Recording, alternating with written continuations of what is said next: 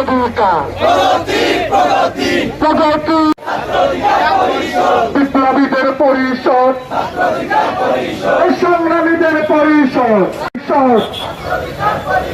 ফাহিমদের পরিষদ বিপিন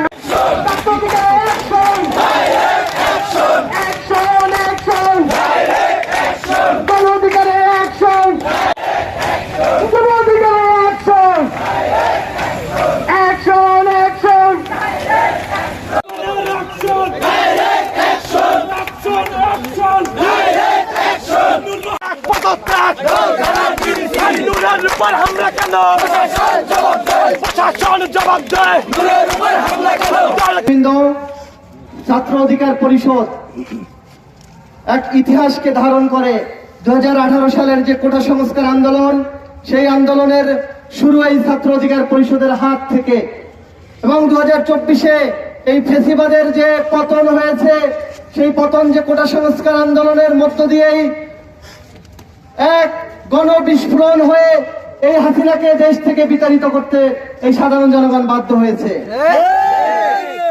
এই শেখ হাসিনা হয়ে ওঠার পিছনে যাদের ভূমিকা সব থেকে বেশি, এই ডিসিরা 2018 সাল 2024 সালে যে নির্বাচন হয়েছে, সেই নির্বাচনে এই ডিসিরা শেখ হাসিনাকে আশ্বস্ত করেছে, আপনার দলীয় নেতা কর্মীর দরকার নাই, আমরা আপনাকে পাশ করিয়ে 300 আসনই জাতীয় সংসদে পাঠাবো।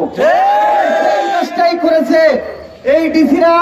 দেখবেন যে 2014 সাল, 18 সাল এবং 24 সালেও যে নির্বাচন হয়েছে, এই ডিসিদের ভূমিকা ছিল সব থেকে বেশি। রাতের ভোট, দিনের ভোট রাতে করে দিয়েছে। কিভাবে সম্ভব? প্রশাসনের কাছে তো সব রাষ্ট্রযন্ত্র, এই প্রশাসন, এই রাষ্ট্রযন্ত্র সবকিছু ব্যবহার হয়ে এই শেখ হাসিনাকে স্বৈরাচার করতে বাধ্য হয়েছে। 2024 সালের 5 আগস্ট পরবর্তী এই বাংলাদেশে যদি প্রশাসন, এই সচিবরা, এই ডিসিরা যদি মনে করে তারা আবার সেই আগের যুগে ফিরে যাবে, তাহলে বলবো শেখ হাসিনা যে বিমানে করে পালিয়ে গিয়েছিল, সেই ভিডিওটা বারবার দেখেন, আপনাদের অবস্থাও ওই রকমের হতে বেশি দেরি নাই।